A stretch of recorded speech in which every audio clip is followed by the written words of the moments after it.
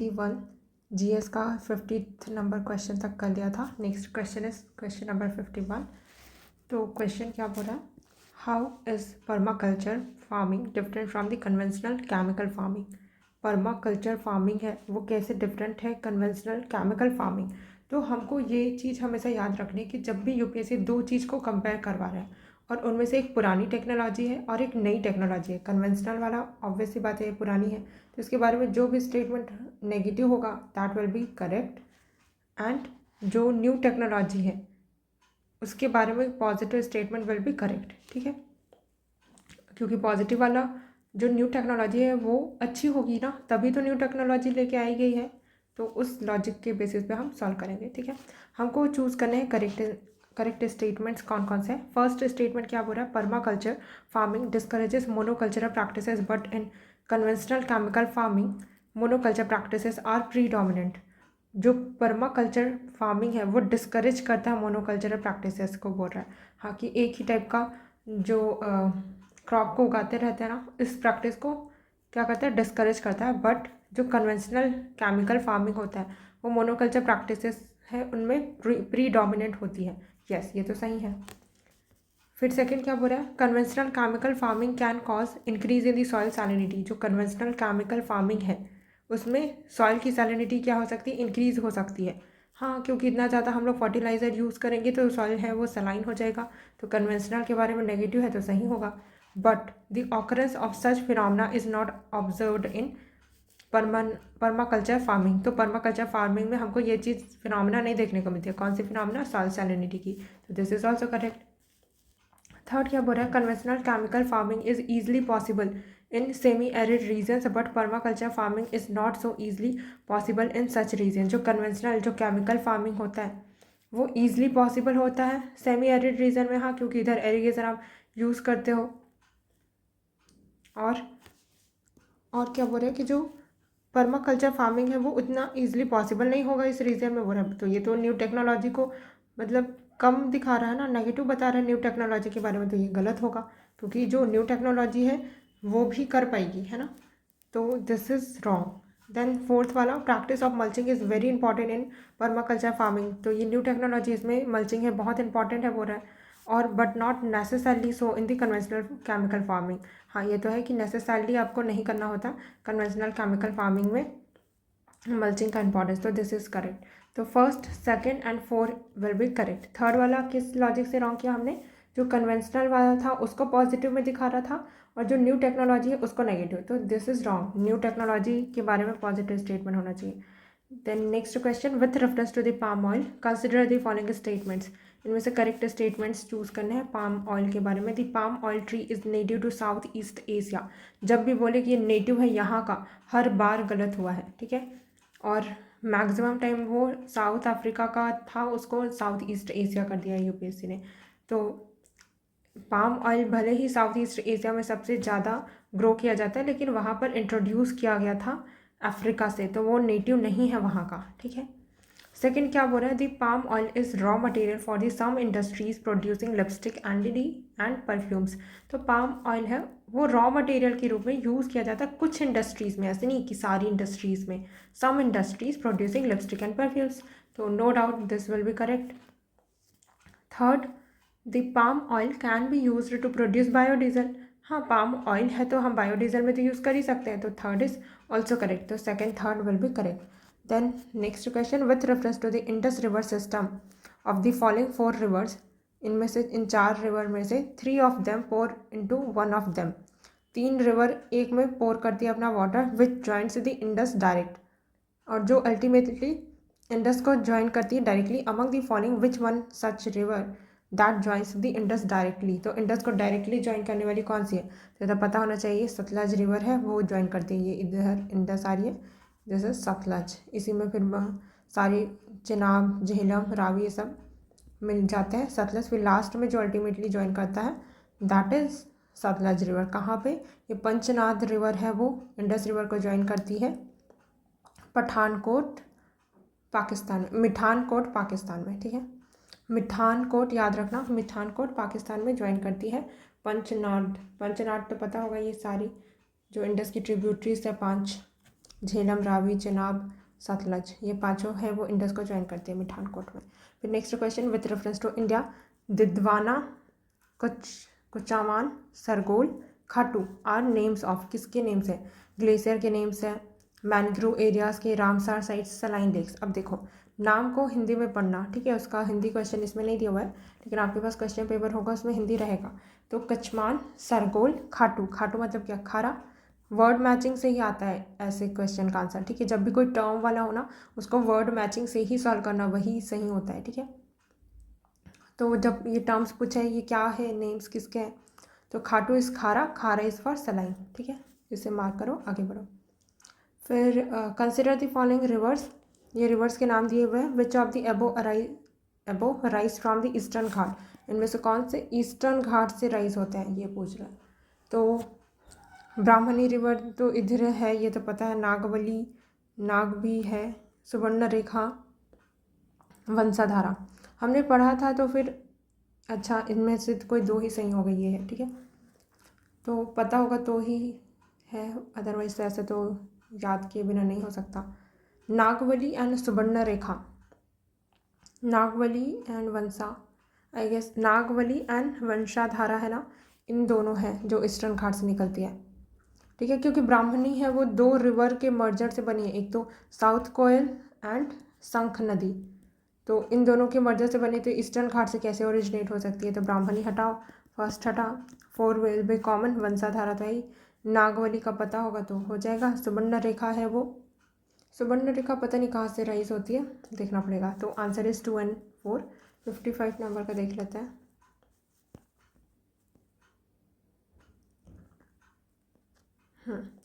सुवर्ण रेखा वो छोटा नागपुर प्लेट्यू से ओरिजिनेट होती है, तो इसका से याद रख लेना, रेखा सुवर्ण, सुवर्ण तो सोना, सोना है, रेखा को सोना मिला कहाँ से? छोटा नागपुर प्लेट्यू से, और छोटा नागपुर प्लेट्यू कहाँ पे है? झारखंड में, ठीक है, तो सुवर्ण रेखा, रेखा को सोना मिला छोटा नागपुर के प्लेट्यू से झारखंड में। फिर ब्राह्मणी, ब्राह्मणी वही है, formed by the confluence of south Koel and Sankh river in the Chota Nagpur plateau Jharkhand, तो वही बता रही थी मैं। फिर सुवर्ण रेखा हो गया, वंशाधारा तो ईस्टर्न घाट से ओरिजिनेट होती है, तो नागवली एंड वंशाधारा दोनों उड़ीसा में ओरिजिनेट होती है, ठीक है, ईस्टर्न घाट से, तो नाग एंड वंश, नागवंश याद कर लेना, नागवंश ईस्टर्न घाट से ओरिजिनेट होती है, नागवंश, ठीक। Next question, consider the following statements, correct statement choose करने हैं। द ग्लोबल ओशियन कमीशन, यहाँ पर कोई ऑर्गेनाइजेशन का नाम दे दिया है, पता नहीं अभी सही होगा गलत होगा, मैक्सिमम टाइम तो ऑर्गेनाइजेशन गलत ही रहता है। Grants licence for the sea bed exploration and mining in international water, तो ये ग्रांट करती है लाइसेंस सी बेड एक्सप्लोरेशन में and mining in the international waters. India has received licence for sea bed mineral exploration in the international water, ये तो सही ही होगा, otherwise India के पास लाइसेंस नहीं होता तो कैसे मिनरल एक्सप्लोर करते हम, है ना, जो पॉलीमेटेलिक नोड्यूल्स होते हैं, पॉलीमेटेलिक सल्फेट्स भी होता है ना, तो हम तो एक्सप्लोर करते हैं, इसलिए इंडिया के पास तो लाइसेंस होगा। Rare earth minerals are present on the sea floor in the international water, हाँ तो इंटरनेशनल वाटर के सी फ्लोर में इतने सारे चीज़ें हैं, तो रेयर अर्थ मटेरियल भी तो हो गई, है ना, मिनरल तो हो गई, तो थर्ड इज ऑल्सो करेक्ट, तीनों के तीनों सही होंगे नहीं, मतलब यही ऑर्गेनाइजेशन ही गलत दिया है, ठीक है, तो second third will be the correct, ठीक। फिर अगला, among the following which one of the, अच्छा जब इसका आंसर मैंने चेक किया तो यहाँ पर इस ऑर्गेनाइजेशन की जगह क्या था? इंटरनेशनल क्या था? इंटरनेशनल ओशियन अथॉरिटी ऐसा कुछ था, ocean exploration, international sea bed authority, international sea bed authority है अंडर UN क्लॉज, ठीक है। Polymetallic nodules in the central Indian ocean basin and polymetallic sulphides in the Indian ocean rich, rare earth mineral cobalt, nickel, tellurium है वो polymetallic में मिला हुआ है, ठीक है।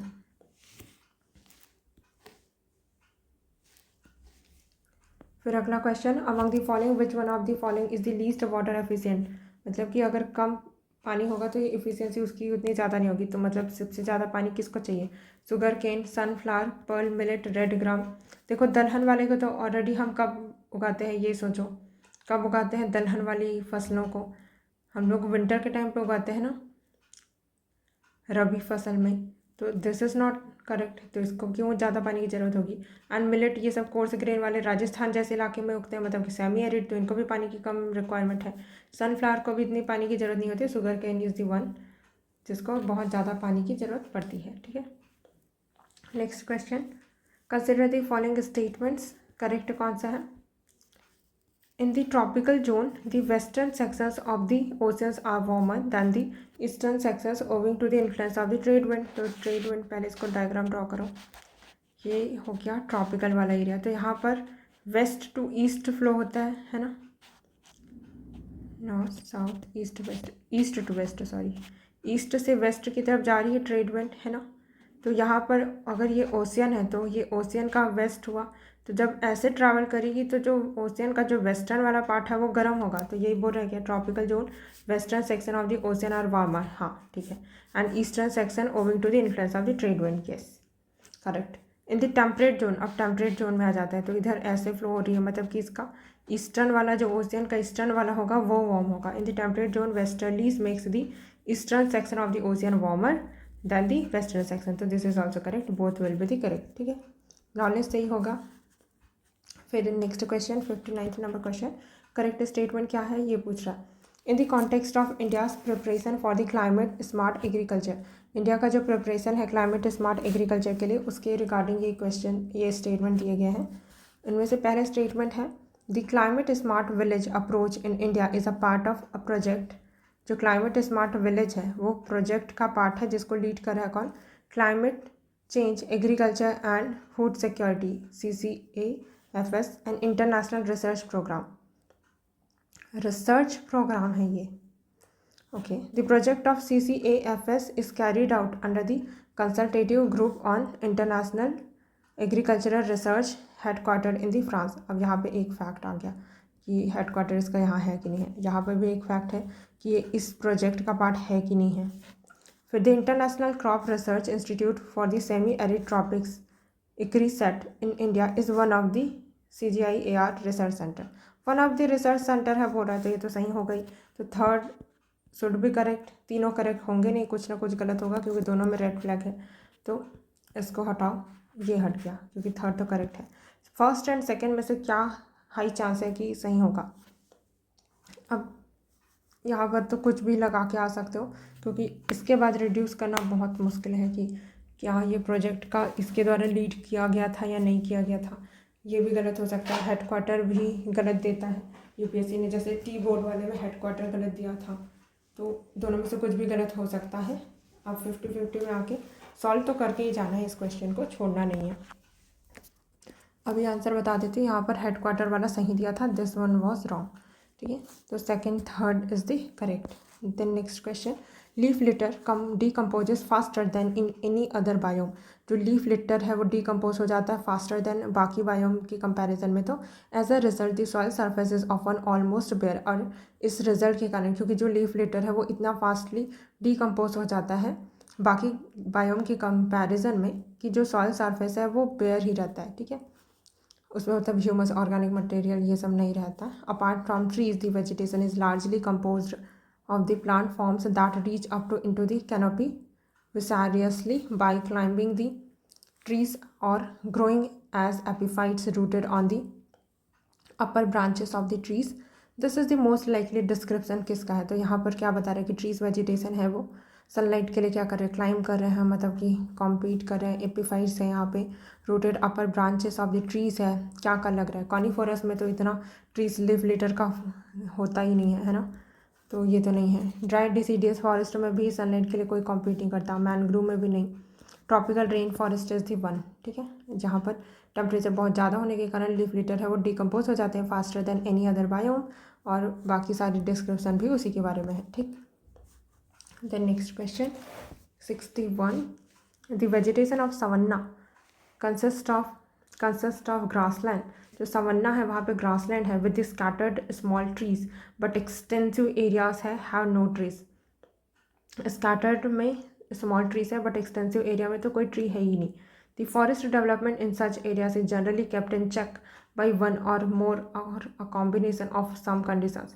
तो ऐसे एरियाज में जो फॉरेस्ट है उनका डेवलपमेंट है वो चेक में रखा जाता है, एक या फिर उसके अलावा और भी उससे ज़्यादा कॉम्बिनेशन ऑफ सम कंडीशन, और उनमें से कौन कौन से ऐसे कंडीशन है जो उसको फॉरेस्ट बनने से रोकते हैं एंड ग्रासलैंड में ही रिस्ट्रिक्ट करके रखते हैं।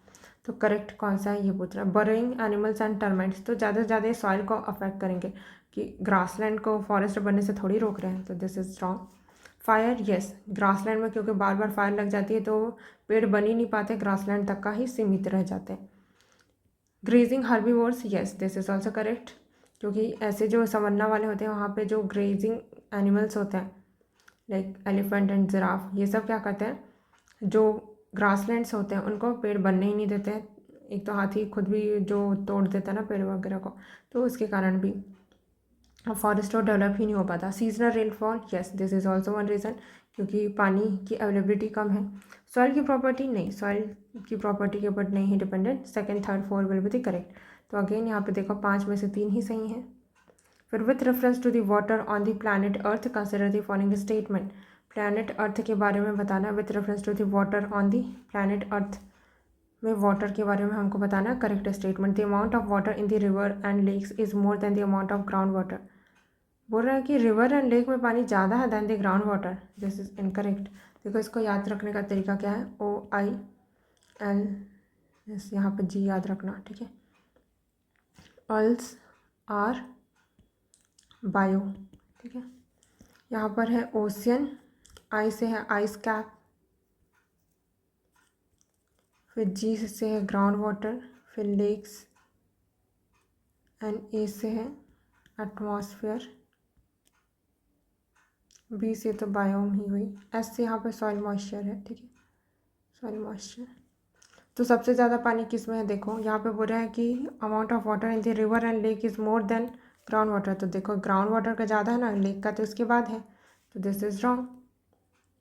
फिर the amount of water in the polar ice cap and glacier is more than the amount of ground water, तो ग्राउंड वाटर तो यहाँ पर है, इससे पहले बोल रहा है कि amount of water in the polar ice cap, हाँ polar ice cap and glacier है वहाँ पे ज़्यादा है, हाँ तो सही बोल रहा है, दिस इज़ करेक्ट। तो second only will be the correct, ठीक है। ये चीज़ मैंने लिखी हुई है आई गेस।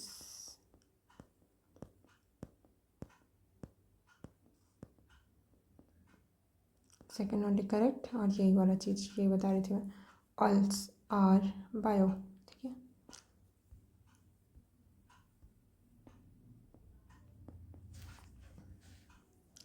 फिर अगला question, consider the following statement, moringa drumstick tree is a leguminous evergreen tree बोल रहा है। अच्छा, इनमें करेक्ट स्टेटमेंट चूज़ करना है, 5 स्टेटमेंट है, देखना 3 सही होगा इन दोनों में से, ठीक है। अभी हम स्टेटमेंट के बेसिस पे चूज़ करेंगे क्योंकि वहाँ पर तो ऑप्शन हमको ओनली 1, ओनली 2, ओनली 3 दे सकता है ना, इसलिए।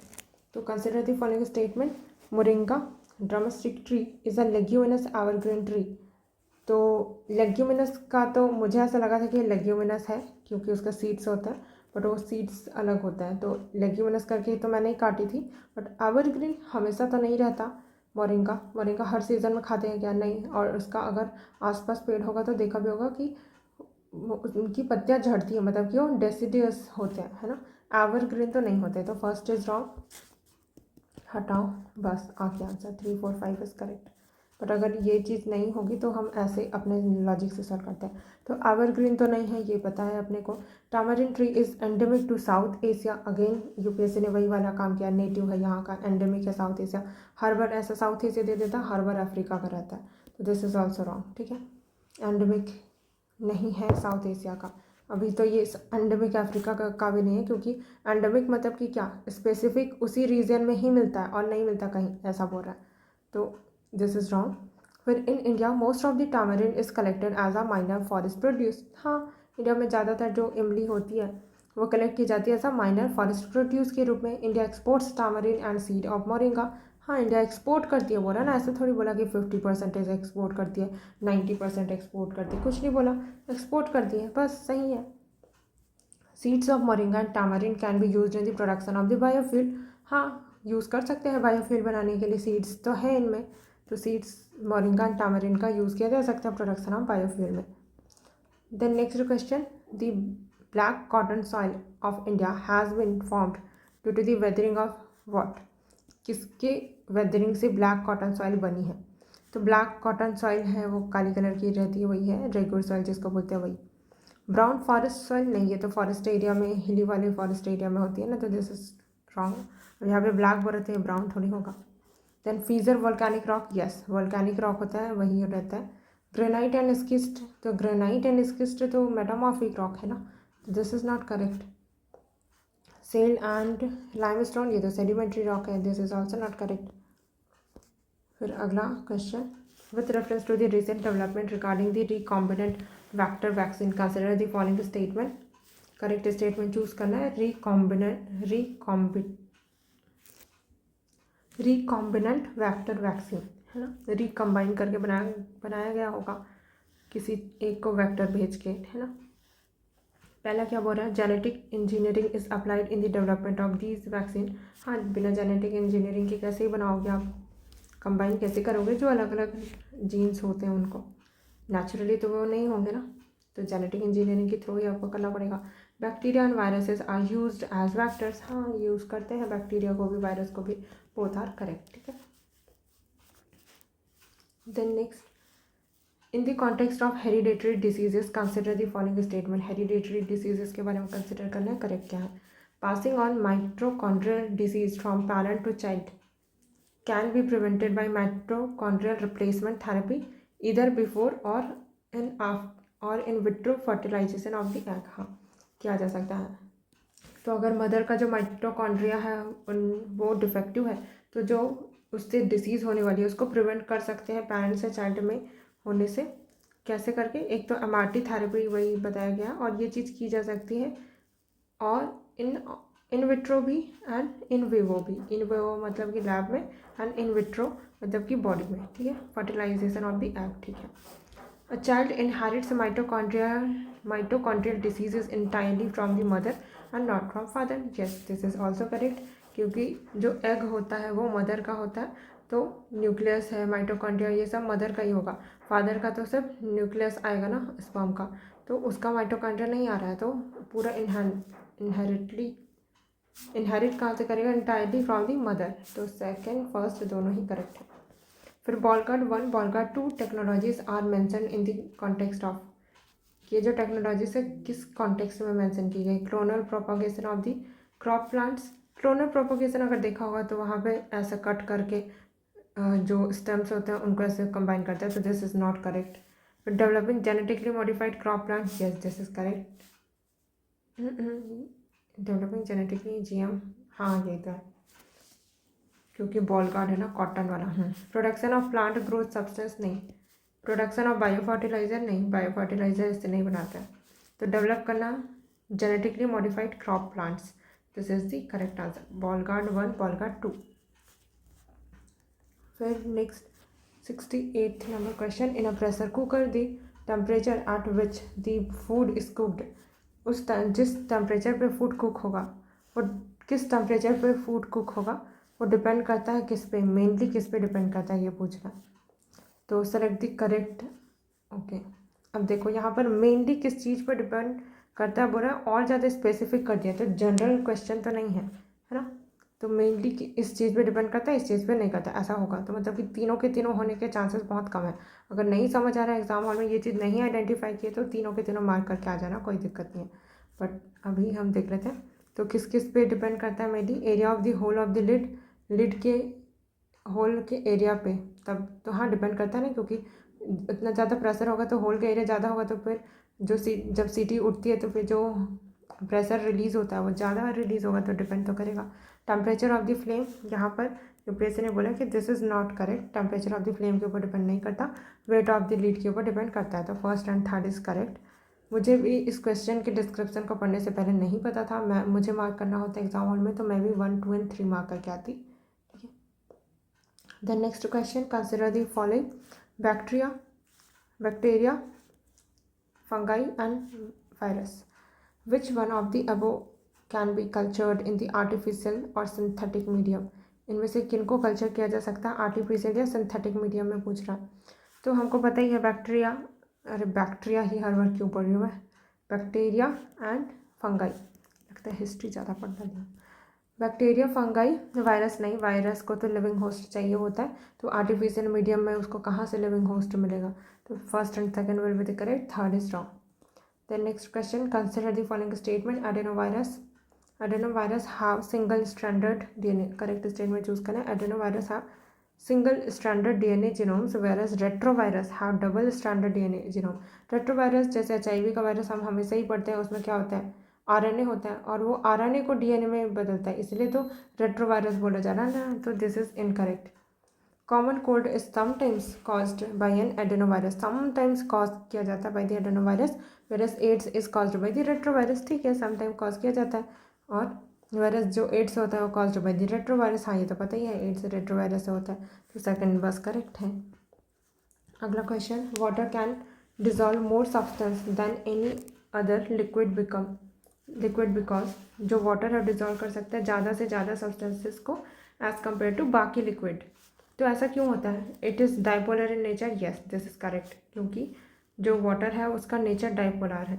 It is good conductor of heat, heat का गुड कंडक्टर होने से तो हीट ट्रांसफ़र अच्छे से होगा ना, डिजॉल्व थोड़ी होगा अच्छे से, second is incorrect.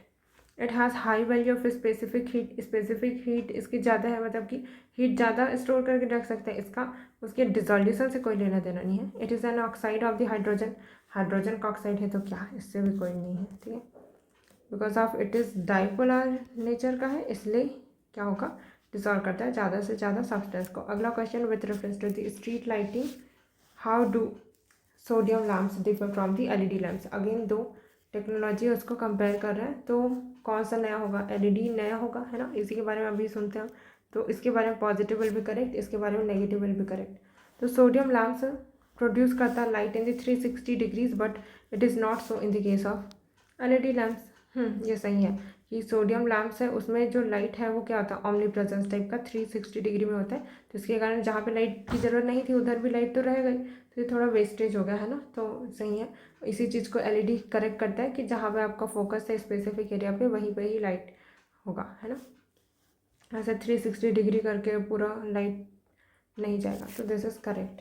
Then second, as street lights sodium lamps have longer life span than the LED lamps, तो ये तो नई टेक्नोलॉजी की तो इसने बेइज्जती कर दी कि LED लैम्प से उसका लॉन्गर लाइफ नहीं होता, तो दिस इज रॉन्ग, तो सेकेंड काट देते हैं, ठीक।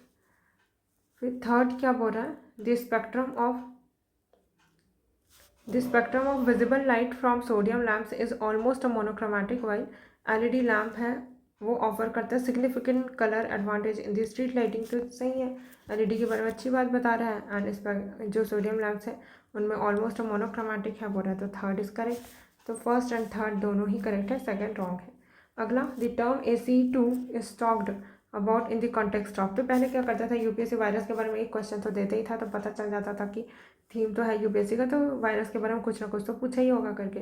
अभी देख लेते हैं, the term AC2 is talked about in the context of genes introduced in the genetically modified plants, GM के बारे में ऑलरेडी UPSC ने पूछ लिया, बॉलगट 1 बॉलगट 2, तो ये तो नहीं होगा, है ना।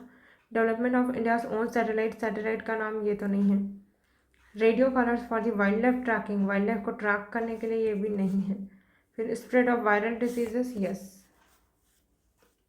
वायरल डिसीजेस के स्प्रेड के लिए जो ACE2 है ये रिसेप्टर का नाम है SARS-CoV-2 का, SARS-CoV-2 जो कि पैथोजन है रिस्पॉन्सिबल फॉर COVID-19। फिर bisphenol A, a cause of concern, क्या है कॉज ऑफ कंसर्न है, इज अ स्ट्रक्चरल और की कंपोनेंट, स्ट्रक्चरल कंपोनेंट है या तो की कंपोनेंट है, in the manufacturing of which of the following kinds of the plastics, कौन से टाइप के प्लास्टिक के लिए, तो प्लास्टिक कौन से टाइप के लिए रिस्पॉन्सिबल है, low density polythene and plastic अलग अलग है ना, तो ये तो पॉलीथीन में एथिलीन है उसका पॉलीमराइजेशन होता है, तो दिस इज इनकरेक्ट। पॉलीकार्बोनेट, हाँ पॉलीकार्बोनेट है वो प्लास्टिक होता है।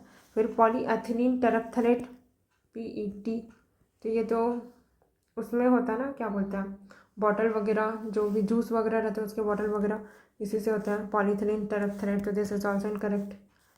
फिर पॉलीवाइनिल क्लोराइड PVC, इसका तो पाइप वगैरह बनाते हैं सैनिटेशन का, दिस इज ऑल्सो इनकरेक्ट, तो polycarbonate is the correct answer.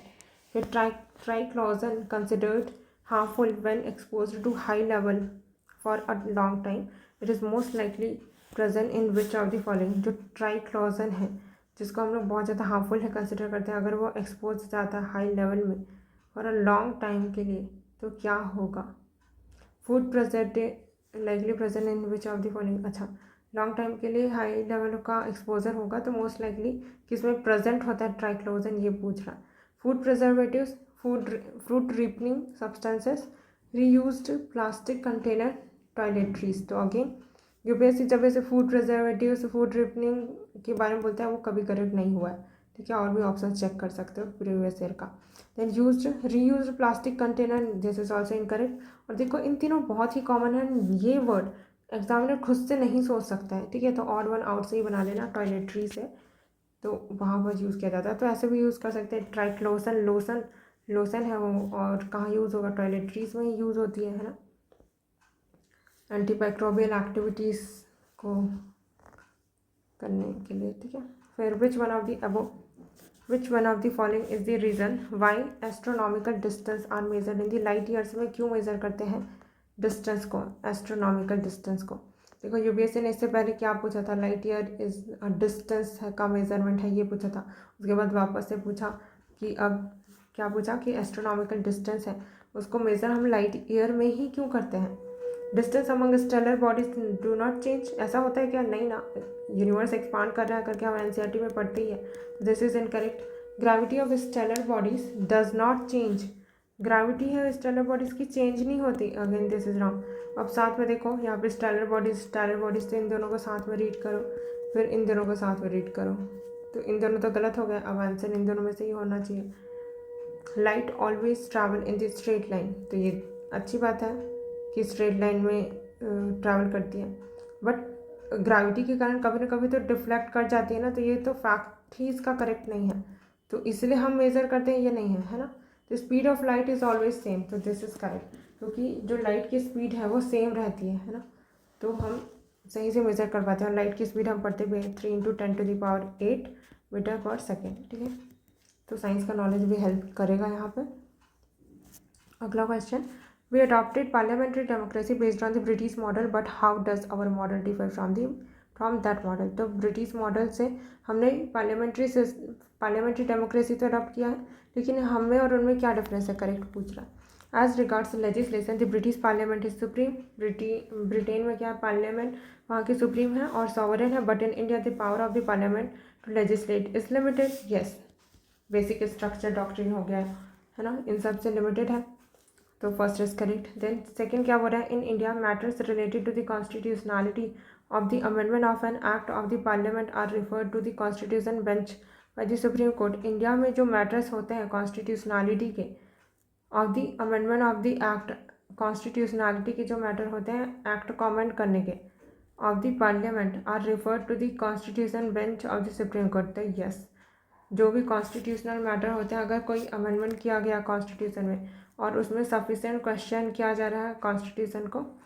तो वो चीज़ें क्या किया जा सकती है, पार्लियामेंट है वो रिफ़र कर सकती है, रिफ़र टू, क्या बोल रहा है कि amendment of an act, then the parliament are refer to constitution bench, तो फिर constitution bench of the supreme court में रिफ़र किया जाएगा, तो बोथ इज करेक्ट। फिर अगला क्वेश्चन है, with reference to the union government consider the following statement. Correct statement choose करने हैं। पहला जो स्टेटमेंट बोल रहा है, एन गोपालास्वामी अयंगार कमेटी ने सजेस्ट किया that minister and a secretary be designated solely for the pursuing the subject of administrative reform and promoting it. बोल रहा है कि सोलली कौन होगा, that the minister and the secretary वो डिजिग्नेट किया जाना चाहिए for pursuing the subject of administrative reform and promoting it. तो देखो यहाँ पर सोलली एक तो ये होगा कि रिकमेंडेशन, क्या पता गलत हो, क्या पता कमेटी गलत हो, तो दो चीज़ें गलत हो सकती है यहाँ पर। फिर इन 1970 department of the personal was constituted on the recommendation of the administrative reform commission 1966 and this was placed under the prime ministers charge. तो देखो यूपीएससी हमसे ये चीज़ एक्सपेक्ट तो नहीं कर रहा है कि जो फर्स्ट एरिया रिफॉर्म है उसके जो भी रिकमेंडेशन थे वो आपको पता हो, है ना, तो इस पर तो चेक नहीं कर रहा होगा और इस पर भी चेक नहीं करेगा, क्योंकि यहाँ पे कमेटी भी गलत हो सकती है और ये अब रिकमेंडेशन गलत हो सकता है, तो दोनों में से कुछ भी गलत हुआ तो गलत हो जाएगा, है ना, तो दिस इज रॉन्ग। और यहाँ पर ये वाला तो सही होगा क्योंकि रिकमेंडेशन तो कितनी सारी रिकमेंडेशन होती है तो सही हो सकता है ना। तो अब चलो ये वाला क्वेश्चन आपका गलत भी हो रहा है तो भी कुछ कर नहीं सकते, ये सब कहीं गलत हो जाएगा, तो second only will be correct. Then next question, right to privacy is protected under which article. तो आर्टिकल 21 है जो राइट टू प्राइवेसी से डील करता है। अगला, consider the following statement, correct statement choose करना है। इन इंडिया, ये वाला यूपीएससी ने रिमूव कर दिया वैसे तो, पर अब कर लेते हैं हम कि क्या कुछ हो सकता था। तो in India there is no law restricting the candidate from contesting in one Lok Sabha election from 3 constituencies. तो कोई भी लॉ नहीं है क्या कैंडिडेट को रोकने वाला, तो ये गलत है। आरबीआई 1951 है, उसी को जब अमेंड किया गया 1996 में तो वो प्रोविज़न डाला गया कि आप एक कॉन्स्टिट्यूंसी से मतलब एक लोकसभा इलेक्शन में मतलब सिंगल लोकसभा इलेक्शन है तो 2 कॉन्स्टिट्यूंसी से ही बस खड़े हो सकते हैं, 3 से नहीं, ठीक है। There is existing law. फिर इन 1991 Lok Sabha election Shri Devilal contested from 3 Lok Sabha constituencies से उन्होंने कंटेस्ट किया था, तो दिस वॉज करेक्ट। फिर थर्ड क्या बोला है, as per existing rules if a candidate contest in one Lok Sabha election from many constituencies, बहुत सारी कॉन्स्टिट्यूंसी से एक लोकसभा इलेक्शन में खड़ा हो रहा है, his or her party should bear the cost of the by election का कॉस्ट उसकी पार्टी बियर करेगी बोल रहा है, to the constituencies vacated by him or her in the event of him or her winning in all the constituencies. तो this is wrong, election commission of India है वो bear करती है कॉस्ट। तो सेकेंड ओनली बस correct था, but ये question UPSC ने रिमूव कर दिया। अगला स्टेटमेंट कौन सा करेक्ट है, ये बोल रहा है, right to the city is an agreed human right and UN habitat monitor करता है commitments made by each country in this regard. यहाँ पर अगेन देखो हर एक कंट्री है उसका कमिटमेंट को मॉनिटर किया जा रहा बोल रहा है, तो इसमें तो दिक्कत है ना, सारी कंट्रीज तो सॉवरेन है तो उनकी कमिटमेंट सबने क्या कि इसको कमिट किया ये भी हम नहीं बोल सकते। इच कंट्री, ये तो बहुत ज़्यादा एक्सट्रीम हो गया कि सारी कंट्रीज़ ने किया होगा इसको कमिटमेंट को रेटिफाई तभी हुआ होगा, तो दिस इज़ द रॉन्ग। फिर right to the city gives every occupant of the city the right to reclaim public spaces and public participation in the city. तो ये तो इसको एक्सप्लेन कर रहा है कि जो राइट टू सिटी है वो हर एक ऑक्यूपेंट है सिटी का, उसको राइट देता है कि वो पब्लिक प्लेसेस पे क्लेम कर सकते हैं public participation in the city, so this is correct. The right to the city means that the state cannot deny any public service or facility to the unauthorized colonies in the city.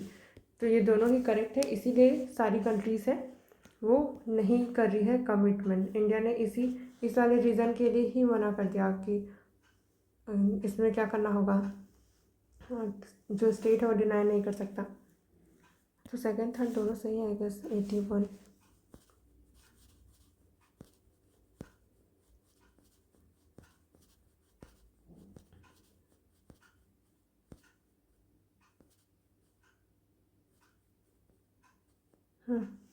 Second third दोनों ही सही है। अगला question, with reference to India consider the following statement, correct statement choose करने हैं अपने को।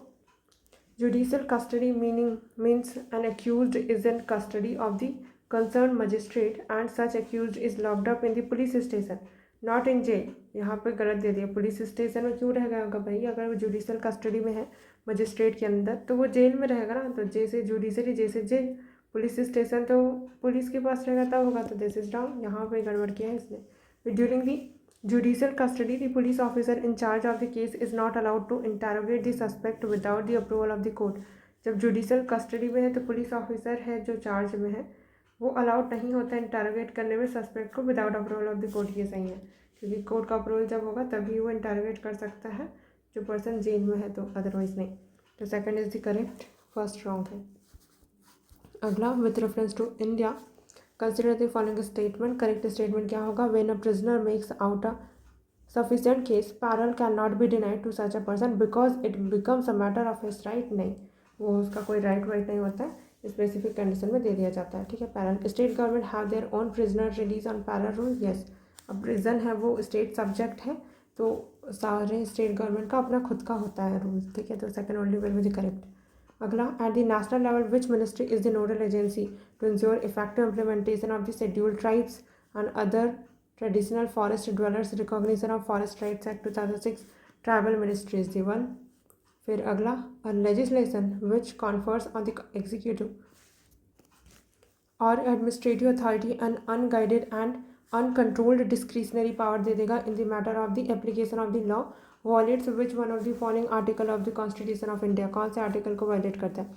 तो अगर किसी अथॉरिटी, एग्जीक्यूटिव अथॉरिटी को अनगाइडेड पावर मिल गया तो वो तो अपने डिस्क्रिशन के कारण कुछ भी डिसीजन ले सकता है ना, आर्बिट्रेरी डिसीजन ले लेगा, तो वो वॉलेट करेगा क्या, आर्टिकल 14 को, राइट टू इक्वालिटी को।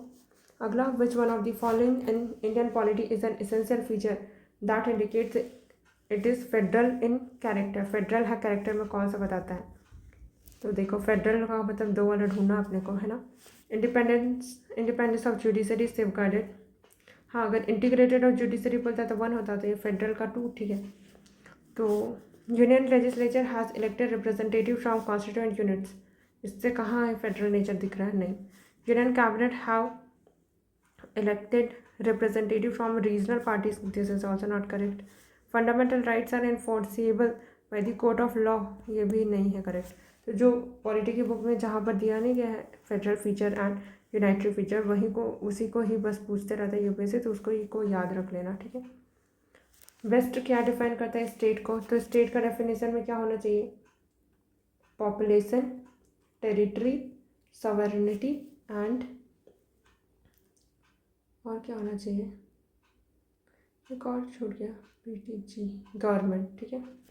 तो देख लेते हैं अब कौन सा है बेस्ट कौन डिफाइन कर रहा है। तो a community of persons permanently occupying a defined territory, territory तो है, ठीक है। इंडिपेंडेंट ऑफ एक्सटर्नल कंट्रोल, तो सवर्निटी भी है। Possessing and organised government, government है। एंड कम्युनिटी ऑफ पर्सन बोला तो पॉपुलेशन, तो दिस इज द करेक्ट, चारों को फुलफिल कर रहा है। फिर अगला, politically organised people of a defined territory, people है। Possessing an authority to govern them, maintain law and order, protect their natural rights, but यहाँ पे सवर्निटी कहाँ है, ये तो नहीं। A number of person who have been living in a defined territory very long time, their own culture tradition, तो यहाँ पर भी सवर्निटी नहीं है। Society permanently living in a defined territory with a central authority and executive responsible to the central authority and the independent judiciary, यहाँ पर भी नहीं है sovereignty, तो दिस इज ऑल्सो इनकरेक्ट। तो ये independent from external control, this is the correct, ठीक। फिर with reference to the Indian judiciary consider the following statement, correct क्या है, एनी रिटायर्ड जज of the supreme court of India can be called back and back to sit and act as a Supreme Court judge by the Chief Justice of India with prior permission from the president of India, ये तो सही है, polity में हम पढ़ते भी हैं। फिर क्या बोल रहा है second statement, high court in India has the power to review its own judgement as the supreme court does, नहीं, यहाँ तक सही था कि हाई कोर्ट है उसके पास भी रिव्यू है पावर का, जजमेंट का, अपना जजमेंट को रिव्यू कर सकता है, लेकिन वैसा ही नहीं जैसा सुप्रीम कोर्ट का है, ठीक है। तो this is wrong, 1 only will be the correct. फिर अगला, with reference to the India consider the following statement, correct statement choose करना, there is only 1 citizenship and 1 domicile, yes, India में सिर्फ 1 सिटीजनशिप है, 1 ही डोमिसाइल होता है।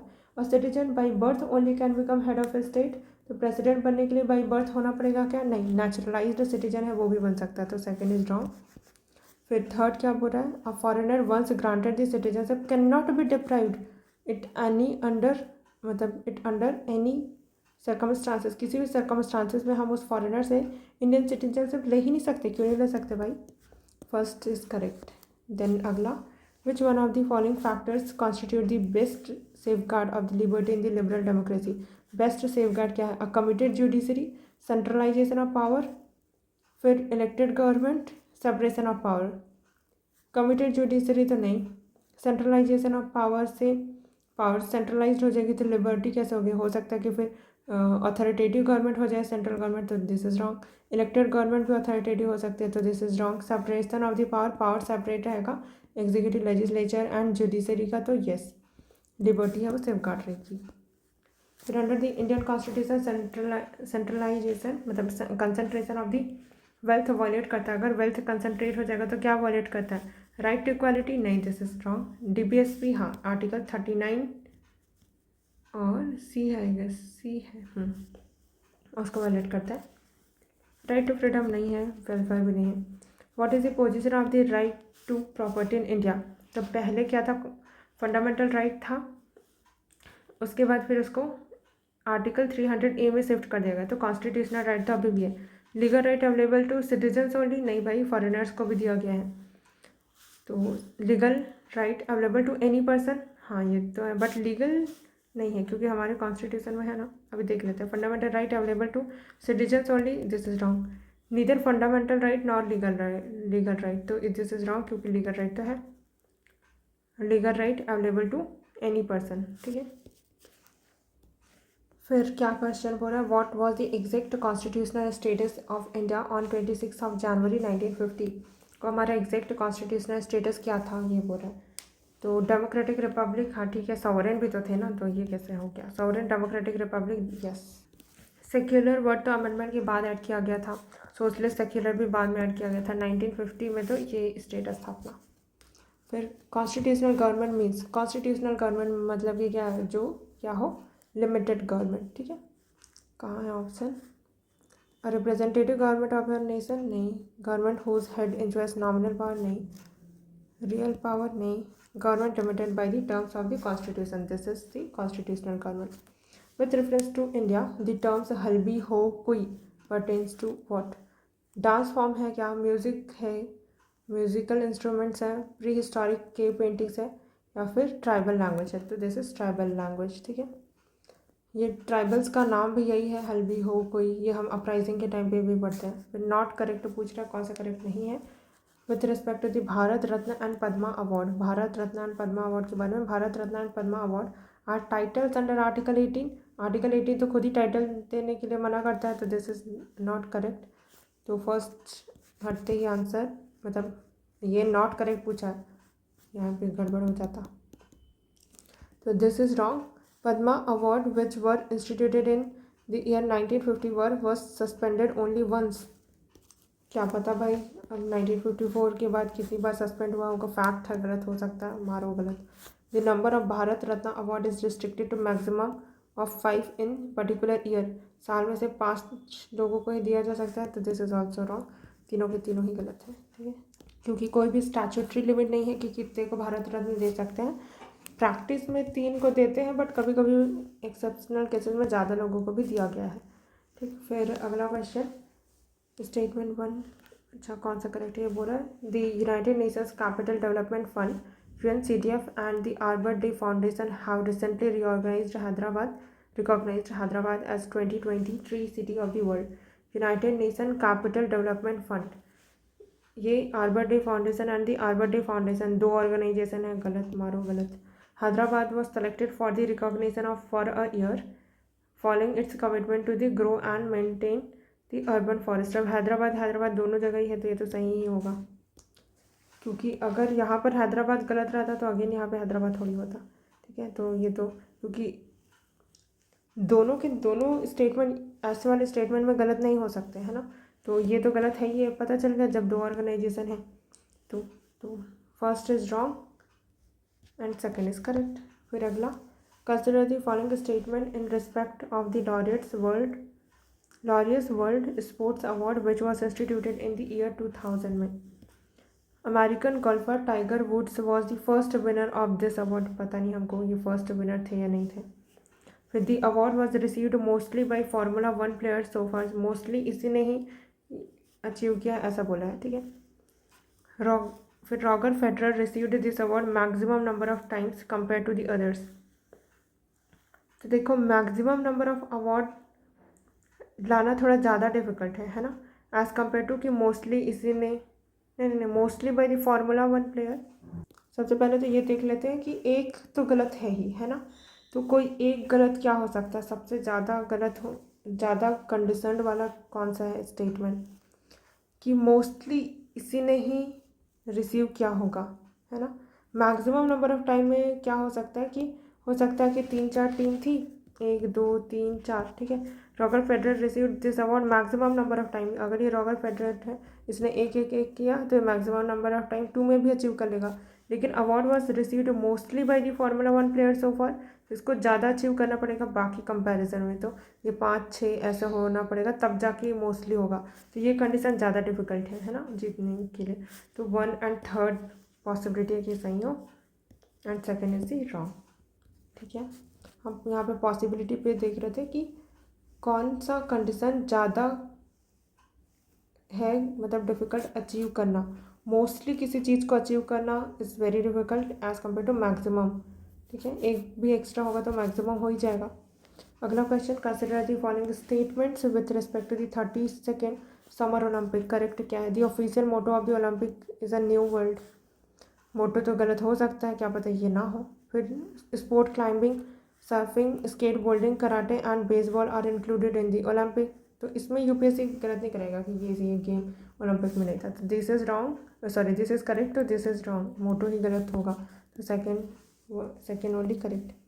फिर consider the following statement, ICC World Test Championship. Correct क्या है? The finalist were decided by the number of matches they won. हाँ, तो ये तो यूजुअली सब में तो यही होता है ना कि फाइनलिस्ट है वो डिसाइड किए जाते हैं नंबर ऑफ मैचेस जितना जीता उन्होंने। फिर New Zealand was ranked ahead of the England because it won more number of matches than England. ये भी दोनों इतना ऑब्वियस है, यूपीएससी ने पक्का से ये चीज़ नहीं हो रही होगी तभी पूछा है, अदरवाइज तो क्वेश्चन ही नहीं बनता। तो नीदर 1 नॉट 2। ठीक है, तो हमारा सारा क्वेश्चन हो गया है। वी विल डू नेक्स्ट 2020 का क्वेश्चन। ठीक है।